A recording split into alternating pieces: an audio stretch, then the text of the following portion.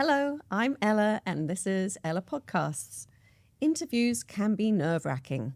There's so much pressure to pass the interview process and get the job, which can impact how you come across.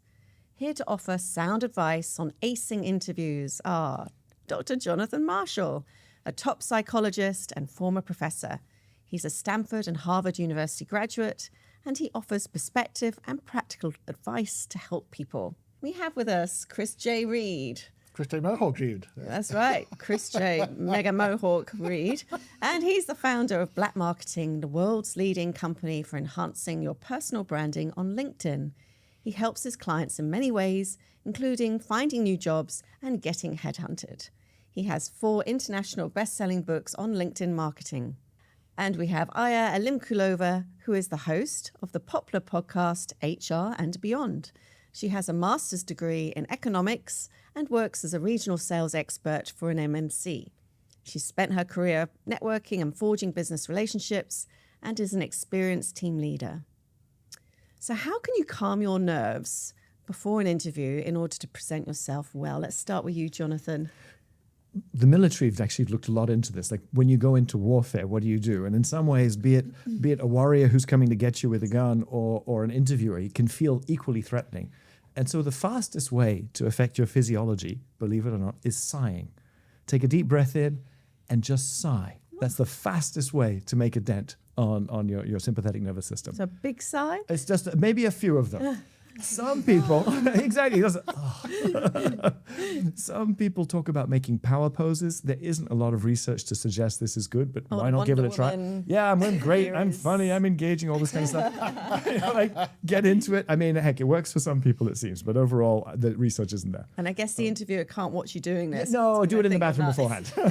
Try and arrive early. Don't arrive late. It doesn't look good. You arrive breathless. And sweaty. Yeah, I'm sweaty. Yeah. Athletes often will imagine themselves succeeding. You know, I will block that punch. I will cross over the line first. And so I think visualizing being successful in the interview, knowing that what you visualize is not going to be perfectly matched to reality, but priming yourself up for a positive experience is a good thing. That's great. And Chris, what are interviewers looking for? Are they looking for the smartest person in the room or the safest bet? Neither. They're looking for the person who fits into the culture the best, I think. Because if you fit into the culture, then everything else falls into place. By the time they got to interview, you've already established they have credentials, they have experience of some kind. You maybe checked out some of their references, maybe seen them on LinkedIn, for example, to say, okay, this person looks good, but ultimately they could be the best qualified. If they don't fit into your culture, they're the wrong choice for you and for your company. So really it's personality fit. I think it's personality, yes, personally. Yeah. Aya, what do you think? Oh, I had a few interesting candidates that I spoke to in the past, and what's important is for me when I speak to the candidates is given that the technical skill is there, if the job requires that, is going back to what Chris mentioned, interpersonal skills is very important. I like to say it common sense as well, because a lot of times you may be surprised. There might not be necessarily common sense. It's very important how that candidate can read the room, how he or she communicates, answers the questions, interacts with his colleagues, right? So this is, for me, is pretty important. And second is the eagerness for the job. And that, again, a lot of times, and it is, I guess, a challenging situation when you have no job, right? So you want to apply for pretty much everything because you feel so insecure. But I like to tell, people actually that, look, I know it's a challenging situation, but this is also a time for you to think about what you're good at, right?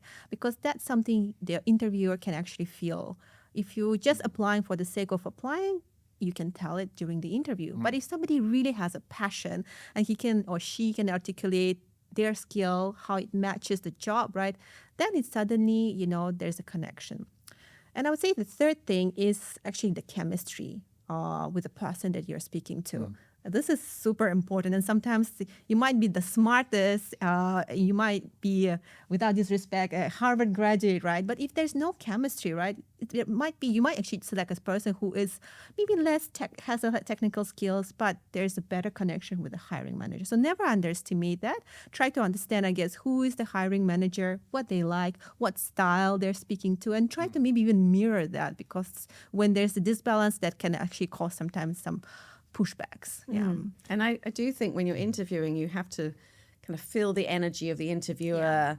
You know, some are more serious than others. Some you can have a bit of a jokey banter with, others you can't. So you have to read who you're interviewing with, and that can be tricky. I think it's less important for more technically oriented jobs or certain kinds of jobs. Like you're interviewing for a science position or an engineering position, perhaps a position where there are lots of people who are, say, neurodiverse, who may have more difficulty in reading the hiring manager.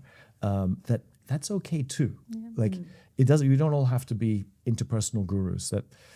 Yeah, it's sometimes, but I think for me, the most important thing is that drive for the job. Yeah. Somebody who comes across as genuinely passionate about that. I'm like, okay, they don't seem like the best fit interpersonally, but I think this person's going to make it work.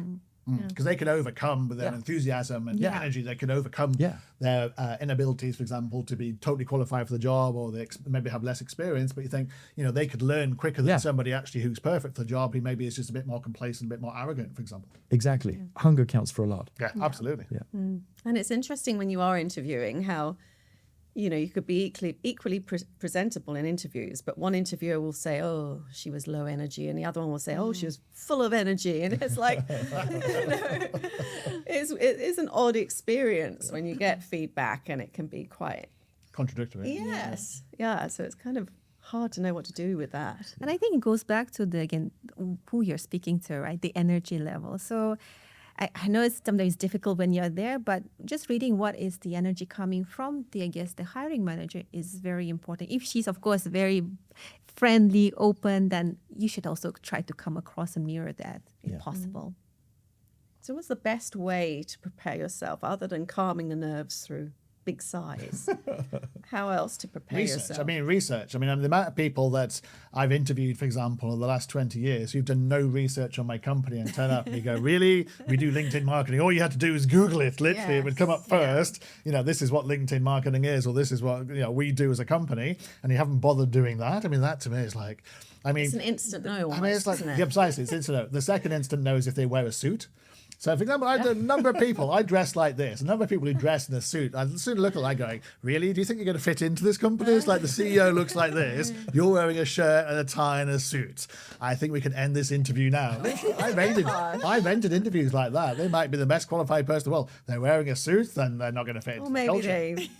You're a bit stuck as to what I was like, we used to in Singapore, when I had a company here in Singapore, we used to basically offer our team basically the ability to have tattoos, that have piercings, have dyed hair, buy metal shirts, we'd go to metal concerts, that kind of thing's part of the culture. If you don't like that, if you're at a Coldplay and you like basically, shirts and ties and suits, you ain't going to fit into the culture, therefore we're not going to employ you. It doesn't matter how qualified you are. You do have to dress for the role. Oh, absolutely. So, adapt yourself according to the company, and if it's a young startup, you're probably going to look a bit more. Well, if it's just like a management consultancy, then you dress in a shirt and a two. Or it's a bank, you're going to look like this in a suit. If it's a young, if you're doing high net company. worth individuals, and of course you will dress up the other way. Yes. Yeah.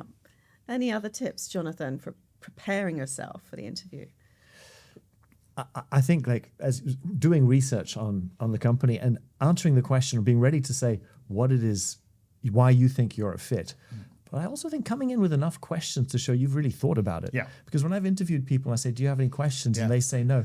That might be very reasonable. And it might mean that I did a great job of explaining it. But some part of me goes, I wonder if you didn't really think about this. That's lazy. If they've got no questions, that to me is you're out. Because you've got nothing to add to us. No questions at all? Not even like, what time do I turn up on Monday? What about the holidays? That's almost just as bad if they say, what are my holidays? And, how many days do I get off? And is National Day a day off here. It's like, really? How many days? Oh, the worst one is like, how many sick days do I get? It's like, what? Okay, out. They're gone. You're fired. Fired before you're hired. Yes. And it's amazing how many people do ask Yeah. those questions in the first interview. And Or another question that is pretty common is like, oh, what is my progression going to be in the next Yeah. year or two? I'm like, you even haven't started the job. Okay. yeah. It One- is but one important, but question- maybe later. Yeah, one question I really, really hate though, and I never ask it, is where will you be in 5 years' time? Or if they ask me, where will the company be in 5 years' time? And I've answered, I have no idea. Yeah. If anyone could predict what would happen like 5 years ago, and I got the predictions right for today, they were earning, and they deserve to have billions of dollars, because no one knew where we are today would happen today 5 years ago. Nobody. Yes. So no one's going to know what's going to happen in the next 5 years, especially with AI going on and everything else going on in the world. There's no way on earth you're going to I know always what's gonna answer that happen one, next say, year. I'll be drinking a cocktail on a beach after winning the lottery.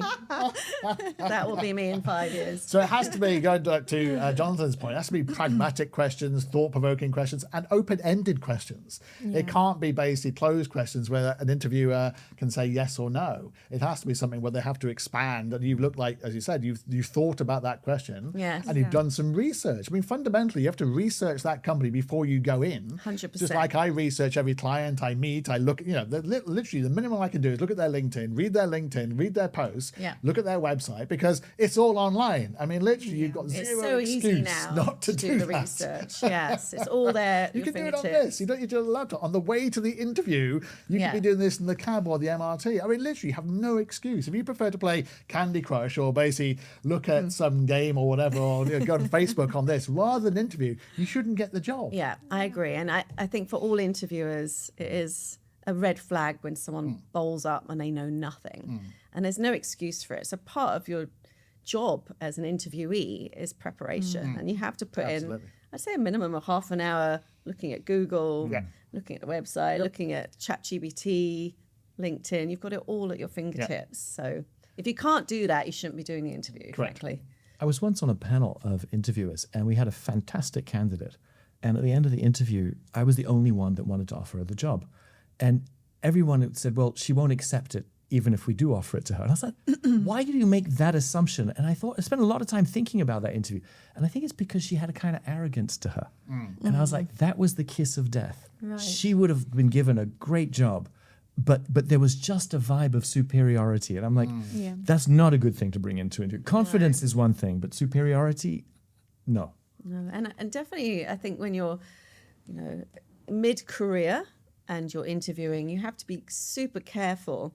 Not when they ask, run through your resume, it can end up sounding like War and Peace because you've been working for 20, 30 years. It's a long resume. So you should just summarize it. You have to So learn how to summarize it. Very important that you summarize the best aspects and the most applicable for the role. So Plus your elevator pitch. I mean, every Yeah. entrepreneur needs an elevator pitch. What do you do in 30 seconds? Yes. If somebody asks you in an elevator, what do you do? It's the same for someone looking for a job. If you can't sum up what you do in 30 seconds and how you can help someone in 30 seconds, you shouldn't get the job because you haven't thought it through. You do. You shouldn't, because if you're long-winded, you're going, well, in 1974, I started this company and I left this company because nobody cares. What Yeah. can you do for me? Yes. What experience have you got, and why should I employ you? If you can't answer that in 30 seconds, then become a librarian. yeah, it might not be a 30-second interview, but I totally agree. You've got to be succinct and just pull out what's relevant and forget the rest. Correct. Even if you were proud of certain things Oh, yes, and irrelevant. It's you had irrelevant. challenges, if Yeah. it doesn't make any sense for this particular role, Correct. leave it. you And know. don't be embarrassed about showing your good side. Like in one interview I had, the interviewee said, well, it's in my application. And I think the issue was from his culture, he didn't feel good about showing off. And I was like, this is what you tell me is what's going to make the difference. Telling me I should read the application is not helping me. Well, you do feel that sometimes when they say, run through your resume and you're like, oh, no. Yeah, but Won't have to life do it sucks, again right? and Yes. again. Yes, but yes, you do. And you've got to keep it fresh and interesting and engaging. Yeah. And that's the challenge. And saying where things didn't go well, I always think that's the mark of somebody who's really wanting to learn and is quite secure amongst themselves in themselves and their ability. If they say, well, this went wrong, or I was fired from this job because this didn't work out, or I was made redundant from this job, because no one wants to admit that, particularly not in Asia, because no one wants to lose the face here. Everyone wants to present a good face, which I understand. But actually, you can say what went wrong and how you learned from it and how that makes you a better candidate. That is much more impressive than everything went well in my entire career, because that's a complete lie. Everyone's career has not been all up. It's all been mountains, basically. Yeah. And that's again being authentic as well, right? During the interview. So you want to show both sides. Of course, you want to present and sell yourself, but being, I guess, also vulnerable, showing that you're humble to learn, humble to adapt, right? It's very important when you speak to new manager. Yeah. And I think when you're interviewing, if you feel like you're hitting off with the interviewer, that's when, I feel like you've got a much better chance of landing the role. And it's a weird thing. Sometimes you don't expect to get on with. You actually have a really nice interview and you come away liking them, saying, I could work for him or her. And then other times you just know. I've been in interviews where I thought, that was amazing, and only to be told afterwards that no, she didn't like me. More than once. Really, Jonathan? I can't believe that, Jonathan. Wow. You're being humble. Just giving examples for the viewers. But I had an interview recently, and it was really tricky because I swear to God, the interviewer who was in the UK, for the entire interview, I couldn't get a word in edgewise. I'm not kidding you. I couldn't. He was giving so much explanation of the company, his role in the company, his career. And I kept thinking, is this a test? Does he want to see if I'm bold enough to keep interrupting him? But it was hard. I didn't know how to handle it because it was so odd. I'm guessing you didn't get the job. I didn't. Yeah. No, he said his feedback was I was low energy, which is like, it's like, yeah, you sent me to sleep for an hour just talking about yourself. You didn't ask me anything. I'm going to guess there are certain cultural issues there. I can guess where the guys come from. Or... Oh, are you allowed to say that? No. You did hit the nail on the head, though. But it was the oddest interview because it was basically I came away thinking, I didn't really say anything. And I did try and interrupt, but he wasn't having it, so... Yeah. Maybe you haven't been nodding enough. Really interesting. She was nodding off, I think. No, I was genuinely nodding off. I do think there are cultural components. Like when I was on faculty and interviewing really smart students from around Asia for scholarships, I remember one time I was paired up with a South Asian faculty member. And so the student from India gave some explanation, and the faculty member turned to him and said, "That's possibly the dumbest thing I've ever heard." And I was like, dude, we are selling the school as well as we... But it was the right thing for this student. The student turned around and just gave it to him. He's like, but I'm like, if you're from South Asia, maybe you're trained that way for interviews. But if you're... So it made me think, if I'm in an interview with a South Asian, maybe I need to be more assertive. But I was totally impressed by that student. Right. Yeah. And it's really gutting when you do have what you think was a good interview and you really felt connected to the person who would end up being your manager, and then you don't get that role, and you're thinking, it feels very one-sided, but I really liked him and I really wanted to work for him. That happens the same thing in being an entrepreneur. You can create a massive, fantastic relationship with somebody, and you think that person's definitely become a client, and then they say, "No, I'm not going to become a client of yours." Why? We got on so well, kind of thing. But then that can be what Jonathan said before. Of like, often if you talk more than they talk, basically you feel good about yourself. But if they don't feel like they've had to be able to put their words in, so my policy is always to basically ask them a lot of open-ended questions, so they will talk 90% of the time. Yeah. And only when they ask me kind of what I can do for them do I go into the parts where we can have that. Otherwise, they'll feel I haven't listened to them, for example, which is the same for getting a job as for getting a client. Yeah. Naya, do you have any memorable interviews that you've either been interviewed for or given? Actually, my latest job it's been quite an interesting journey how I got it. So one of the recruiters actually arranged a coffee catch up with one of the hiring manager, and the conversation was lovely, and really enjoyed it. But I kind of understood that the job is not necessarily best fit for my skills. And I was pretty honest about it. And I said, look, I think this job is great, but I feel like this is not exactly, what I'm looking for. And I think it goes back to being authentic and open, right? And understanding what you really actually want. And surprisingly, I think he kind of appreciated that openness. And he said, hey, actually, we know somebody who actually hiring for the job that might be suitable for you. So he actually connected me to my current my manager, and it's been really good. Yeah, conversation. I love my job right now, and so I guess the lesson from this experience is that firstly, go for coffee catch-ups. I think a lot of times we feel a little bit disloyal by going out, right, if we have a job, right? But that's okay. It's about building, again, your network, right? It's networking, building relationships, right? So, and you never know where it's going to bring. And second is that just know what you want to do and be open and honest with yourself and with the person who's actually speaking to you, because by saying that, you're being also respectful of their time and you're not dragging this process more and more. Yeah. So this was a very pleasant experience and surprising for me as well. And it's great to have personal referrals, because I think, it kind of, the door is even wider then when you sit down for the interview, because somebody has actually staked their reputation saying she's good, interview her. Which is why you should have lots of LinkedIn recommendations. And we always, on our clients, for example, have LinkedIn recommendations. We get them for them so they don't have to do it themselves. But the number one reason why you don't have LinkedIn recommendation is because you don't ask. Right. If you don't ask, no one is thinking, you know what I need to do today? I need to recommend Ella. I need to recommend Jonathan. Literally, they're not thinking that. They're thinking basically they need to be asked, and sometimes multiple times to actually do it. So we have a strategy around it, but it's social proof.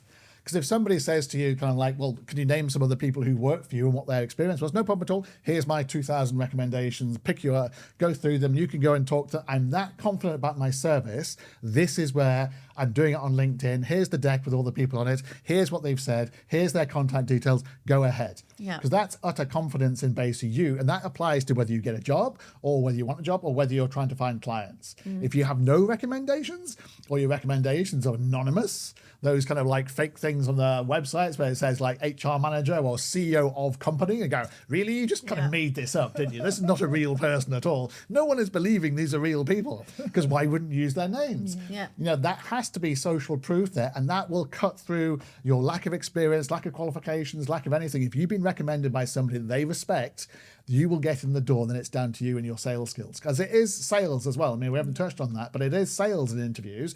You have to sell yourself, just like I sell my company. You have to sell yourself, Ella, too. That's right. Thank you, Chris. Why, Ella, do you suddenly look a little like flat? I think it's when you've been through quite a few interviews and you're kind of on a dispirited. It's so hard. I think I had quite a few where I was second choice. I'm kind of on a roll of second choice. And as much as people say, oh, well done, it's like, no.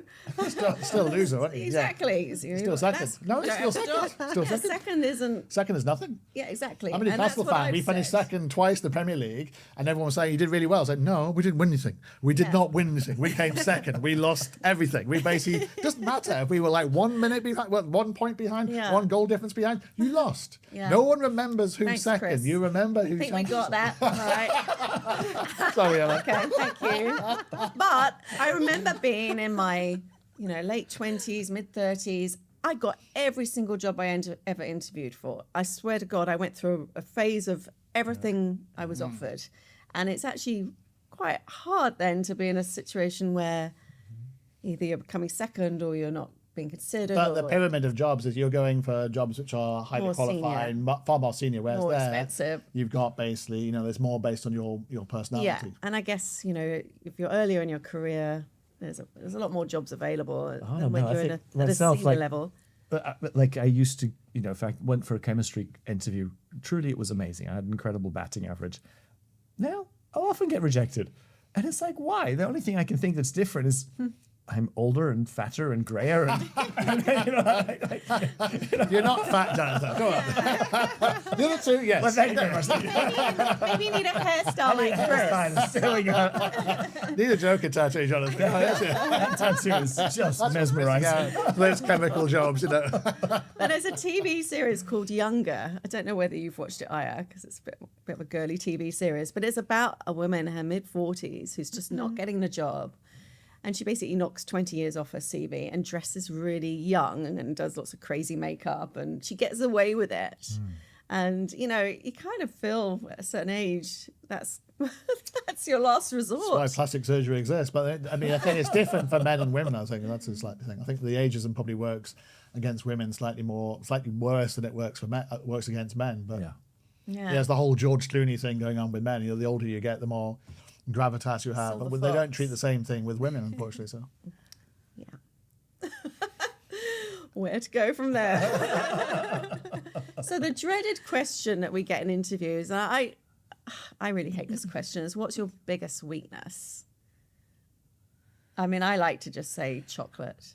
I do. I usually say chocolate, hot guys, cocktails. what do they say when you say that? They do genuinely. They laugh mostly. Or like, that's probably why I'm not getting. There you go. We didn't use that one for you. She's not getting the job. We got too many hot guys in this place. But, so how to answer that question? What's your biggest weakness? I mean, it's so banal when people say, I take on too much work. We've all heard that one just way too many times. I don't know what a good answer is. Maybe an authentic one, but not too authentic. Yes. You've got to be professional with a little bit of authenticity. I mean, I agree. You have to be authentic and basically say how your weakness is actually going to be your greatest strength in the future because you know it's your weakness and you're trying to fix it, kind of thing. You look into it. Say you weren't very good at negotiating. You say, well, I've just got a negotiation course. I've just read a book about negotiation and I'm going to be really good at negotiation going forward. So you have to, I think, make it a positive whilst also being honest. Yeah. And definitely don't mention essential skills that job requires. Yeah. Yes. I want to be your executive assistant, but I'm bad at admin. Attention in details is not my thing. Have a big picture first. Yeah, so don't be too honest. Yeah. Keep the balance. So then what is the perfect answer? I like what Chris actually mentioned. Probably choose that is not essential. Just be authentic and admit that this is something you need to work on and what you're doing about it. So could be public speaking, for example, that maybe you're scared. A lot of people scared and this is very natural, but you want to be good at. Maybe you're now taking Toastmaster courses and you're in the journey of getting better. So I think this would be appreciated by the interviewer and see that you are actually doing something about it. Ultimately, as I said, basically everything in an interview is sales. So you've got to turn every single thing you do and then you say into a sales point. Why should they employ you? So if all you say is, I'm terrible at this, I'm terrible at this, I'm terrible at this, they're not going to employ you. But if you say, I'm terrible at this, but I'm making it better, then basically it's a sales point. You've just got to be selling. The whole of your interview, you should be selling. And you've got to look adaptable. Correct. Flexible. Absolutely. Someone that's easy to work with. But if you're tongue-tied and you're about to say something that's really going to damage the potential, like I'm not good at admin and I'm applying for an EA job, instead say, I take on too much work. We all know you'll be lying, but it's the most neutral thing you can say. And you have to be careful sometimes as well, cracking jokes during interviews, because I love making jokes and I like banter, but interviews is not the place for it. And I did have an interview recently and he said he was a Manchester United supporter, and my instant reaction was like, scum! Like seriously, like, it just came from nowhere. You said I'm a Liverpool supporter. No, arch rivals. So how did he respond? I could see She from his didn't get the face. job. I didn't get that job. No. Wonder Well, why. I could have worked with a Man U supporter. I got to draw the line somewhere. I'm all right with Newcastle and Arsenal. That's only because you've beaten us like every year for the last since 1994. So you have to kind of curb your sense of humour and, bring in personal things. Yeah, wait Don't till you be get too the job. honest and as then well. it's the nice Exactly. thing, yeah. Do it over the first welcome lunch. By the way, say?